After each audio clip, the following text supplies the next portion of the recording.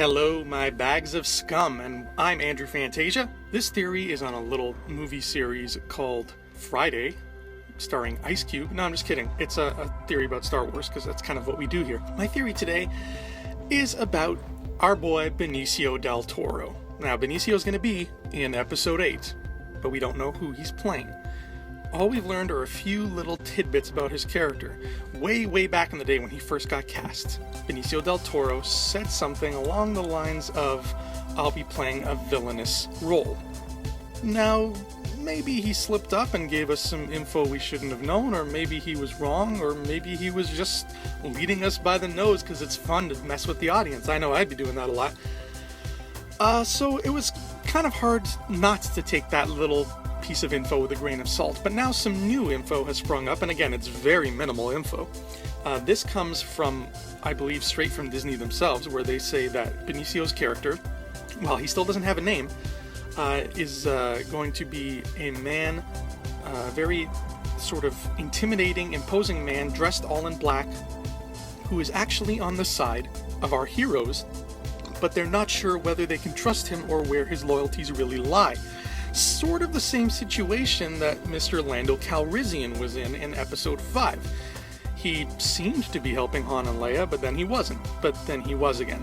So everybody was happy. So, Benicio del Toro, who is this guy gonna play? Well, as I've mentioned before, I think there might be a chance, not a great chance, but a chance, that Benicio del Toro will be playing a character named Admiral Gallius Rax. Gallius Rax, if you don't read the books, is the leader of the Empire, sort of leader of the Empire, after Palpatine dies. Rax appears in the Aftermath books. He's shown very briefly at the end of the first Aftermath, and in the second Aftermath, he's a secondary character.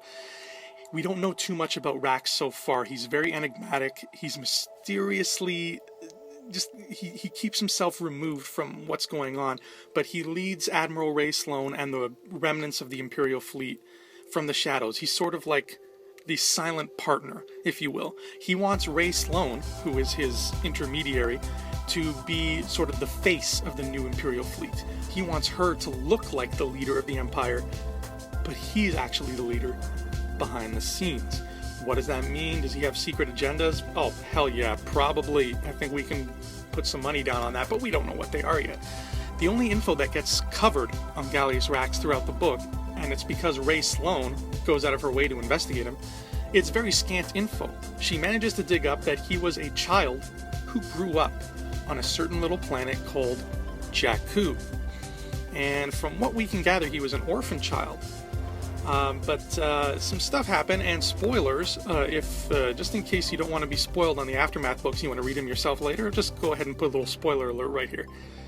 We see Gallius Rax as a child on Jakku meeting a certain somebody named Emperor Sheev Palpatine. Palpatine has landed on Jakku back in the day. I think this is 30 years before his death. And he's doing some kind of excavation, some kind of surveying of the land of Jakku. He's got his top men there, looking at the site, reporting back to him and saying, "Yeah, Emperor, I think we found what you're looking for." But they don't say what he's looking for. And when he meets Gallius Rax, who is a small boy, he takes Rax under his wing and says, "How would you like to be a sort of assistant here on Jakku? You can stay here and guard this construction site here for me. I'm going to start a little digging site on Jakku, and you just stay here and make sure nobody ever comes here. Nobody tampers with what I'm doing." And little Gallius Rax seems to agree. He seems to think it's a good idea. And that is literally all we know about Rax. That's it. I've covered everything. Like, he's very, very mysterious. So, what's the deal with this guy? Is Benicio del Toro going to play him? Who knows?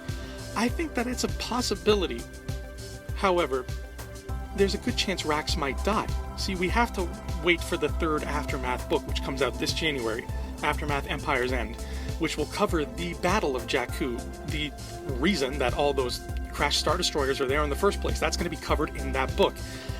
And if Rax doesn't survive that book, well then, tough luck, it's not Del Toro. But if he does, I think the chance of him being Del Toro, the chance of them being one and the same is a very good chance. And it also strengthens a belief that we all have here at Rebel Scum Podcast, that this conflict out there in the stars has become so much more interesting and so much more complex than just Rebels versus Empire or Jedi versus Sith.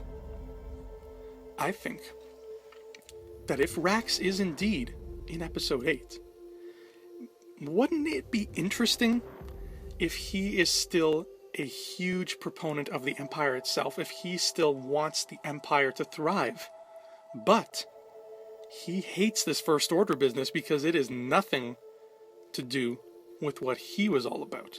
To him, the First Order is an abomination. It's a bastardization of everything the Empire stood for. So, maybe that explains what's going on with this whole character description. Maybe Rax sees an opportunity to team up with the good guys and say, hey, listen, you might not like me because I'm all about the Empire, but these First Order people, I don't like them either. So let's team up. I'll help you take them out because I know how to get to their stuff. I know how their weaknesses work, and maybe I might know who Snoke is. So he could kind of play that. And then as soon as he gets what he wants, as soon as he has an advantage over the First Order, boom, his Imperial instincts kick in. Maybe he's got Imperial backup somewhere that we don't even know about.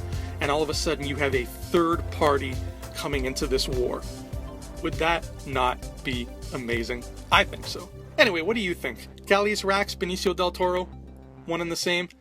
Let me know what you think. Chime in the comments below, and we'll see you next time for another review on Rebel Scum Podcast. Thanks for listening. Hey scumbags, thanks for watching. Don't forget to give us a thumbs up on our video.